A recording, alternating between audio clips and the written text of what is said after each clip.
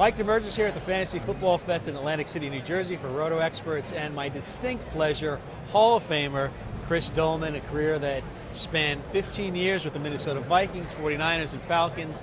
Let's talk about the Vikings, and let's go to 1987, because that was really a miracle run for you guys. You went into the playoffs, you stunned the Saints 44-10. Right. You went out to San Francisco, you beat the 49ers, who were 13-2 that year, 36-24. Anthony Carter had 227 yards catching that day, receptions. And then you went out to Washington and lost 17-10. Talk about that season. Well, it was one of those dream seasons. We kind of backed into the playoffs. I mean, we were a wild card. We dropped some games coming into towards the end of the season, and when that happens, put us a little bit behind the 8 ball. We had nothing to lose. And Jerry Burns explained it to us. He said, look, you played yourself into a hole. Let's just go out and play and just see what happens. And we got on the roll. I mean, we started off with the Saints. Then we went from the Saints, we did to the Niners, and we ended up with Washington. But it was a great run that year. And we were one catch away from being in the Super Bowl. That's right, that pass to Darren Nelson right at the corner of the Absolutely. end zone. And that was it. Talk about Anthony Carter. He came over from the USFL. So did Keith Millard, but Carter was very acrobatic. He was a guy that probably weighed, maybe 160 pounds. It seemed like 170, but he was so athletic, could catch the ball, go up and get it. Yeah. And on special teams, he brought a different dimension to your punt returns. Absolutely. I mean, he was that guy. I think AC is his heaviest point, maybe 175, but the guy could run like a deer. He had great hands. He was a very talented player, coming out of Florida. He went to Michigan. And I mean, he was a guy that just sparked everybody. And, it was just one of those things where that you knew that when he got the ball in his hands, something exciting was going to happen. And that game against the Saints, you guys went out to a big lead right at the half. You took the Saints out of the game, and the Saints were a big team that year. Yeah, they ran Jim off 10 in a row. Morris, Sam Mills, Vaughn Johnson, Pat Swilling. They had a hell of a defense, and you guys stunned them. Yeah, and the Saints, we would get them at least once a year because they were an NFC team. But I mean, they had won 10 in a row, and to be able to come in their house, and play them and play as well as we did, I mean, we were all just amazed. We were young, we were having a great time, and we just said we're just going to let it fly and let the rest take care of itself. And the next week you go out to San Francisco. We talked about you won 36-24. 49ers were 13-2 that year. Shocking, to say the least. I remember listening on the radio, listening to Jack Buck call the game, and the Vikings are going to beat the 49ers. Yeah. The Vikings are going to beat the 49ers. How'd you guys do it, and you really shut down Montana that day? Well, we started off, we went, like I said, we played the Saints. Then from New Orleans, we didn't even want to go back to Minneapolis. We were really, we had what they called a rarefied environment, where that we went to Arizona, we practiced there, and we went from Arizona to San Francisco and play, they had that was the year of the big earthquake. And I remember, clearly we stayed at Ricky's Hyatt, which is over on the campus of Stanford. And we were just ready to play. We were just, like I said, we were young. It was just so exciting to get a chance to show just how good our team could be. And I mean, we didn't have any dominant quarterback or dominant running back, but we had some guys. Our defense was just loaded up with great players, and it was always the group that was going to set the tone for the rest of the team. Now, the elation of beating the 49ers, really the team of the 80s, and you go out down to Washington, you take on the Redskins, Joe Gibbs, Doug Williams, and you lose 17-10. Yeah. Just fall short. Right at that goal line, I see the pass from Wilson to Darren Nelson, bobbles right out of his hands. Yeah. Talk about that game and the high of making the championship to the low of leaving there as a loser, knowing you have to go through all that stuff again. Well, you know what? We won as a team, we lose as a team. And it was a situation where it was unfortunate. We felt that no one ever blamed Darren or, what if type of situation. We just knew that it was a great ride. We were going to support him. And let me tell you something, no one felt worse than Darren. Nobody felt worse than Darren Nelson. And what do you say to a guy on the plane like that? Man, you just say, what? You're human, you drop things. It happens. It happens. You give him a hug, let's prepare and get back next year. And in 1988, you did get back next year. You make the playoffs. I believe you beat the Bears twice that year, if I'm not mistaken. Yeah. You really had the Bears' number, and they were the bullies of the NFC Central. You take care of the Rams in the first round. You go out to San Francisco again, and it's a dud. They really seek their revenge good on you. They do. What happened in that game? Well, you're not going to beat Bill Walsh, twice in a row, especially on the big stage. He is going to be that guy who's going to step up there and make sure that they look and see what they did well, and see what they did, poorly, and they're going to correct those things, and they're going to come back. Because we knew it was going to be a personal vendetta between, the Niners and Minnesota Vikings. Just part of the deal, And we came up on the short end of the stick. They had home field advantage. The crowd remember that because they really thought that was going to be their year, for another Super Bowl.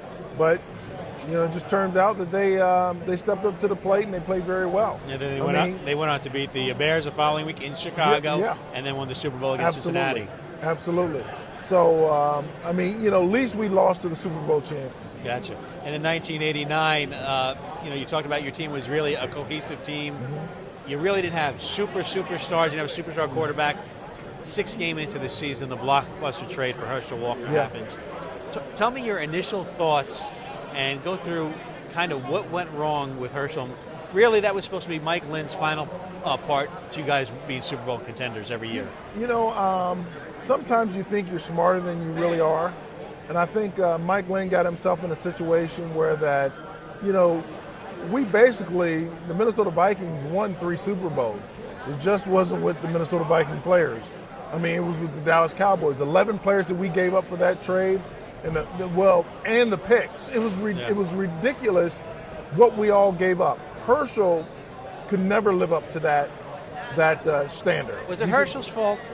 You know what? Herschel was Herschel. Herschel was the same guy in Dallas as he was in Minnesota.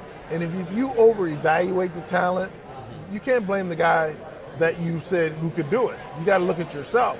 And I think that's what happened in Minnesota, where Mike Lynn looked at it and said, hey, look, I thought he could do X, Y, and Z, and he was limited.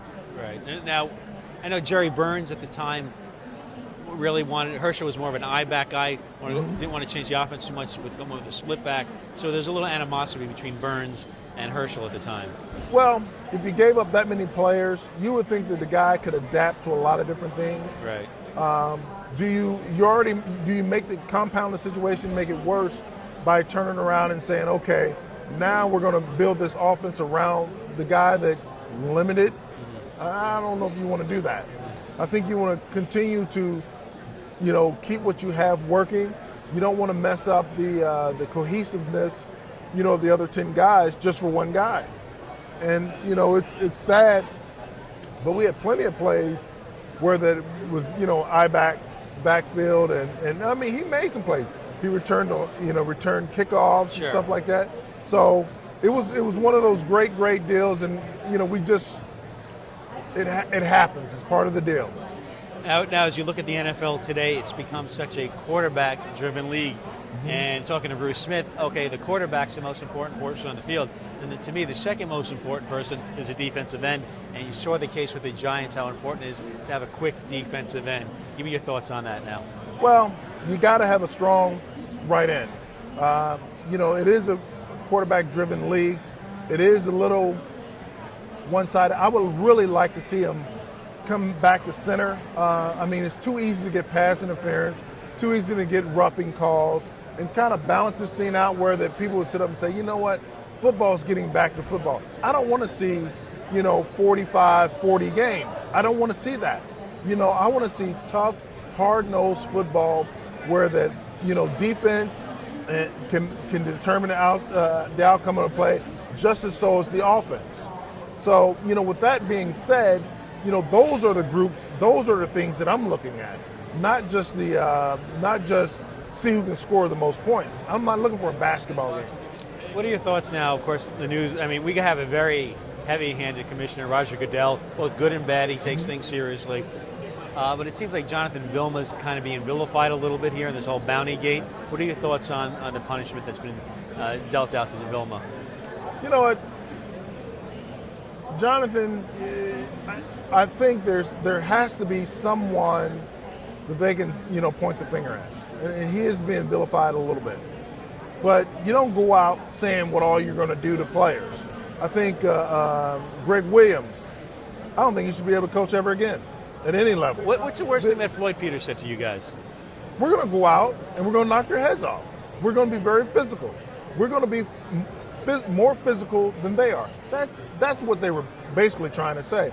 But when you say go out and hit this guy in his knee and go out and blow out this guy's ankle, I think that's just totally wrong because they're your brothers.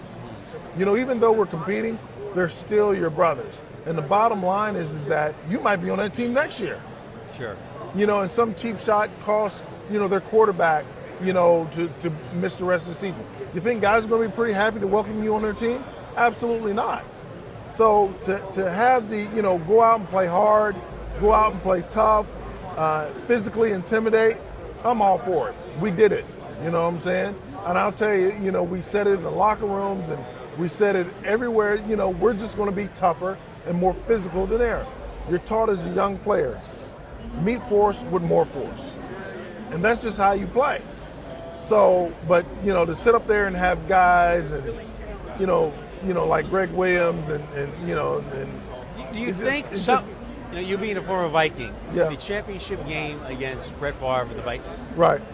It was pretty brutal. It was like watching a game almost at the Roman Coliseum, and they really beat up Brett Favre then. Do you think the officials back then should have did something that and maybe really made some kind of said some statements against the Saints? Let me tell you something. They were legal hits. You're talking to a guy that came in the league in 1985, and the first quarterback I looked at was Steve Grogan, who wore a neck rope because he was going to run you over.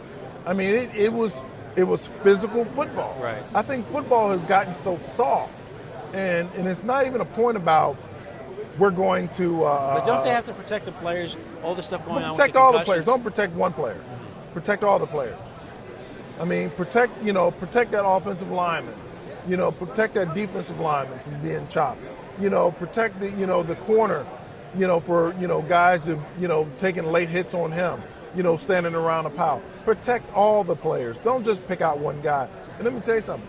I had a lot of animosity towards quarterbacks because they were dealt with differently than anybody else on the field. And I mean, if you're going to take off and you're going to start running, then we're going to hit you like you're a running back. I'm not going to come in and blow out someone's knees. I'm going to take you up high. Right. I'm going to get you down on the ground. But I'm not going to sit up there and, let you just, shred us and not do anything about it.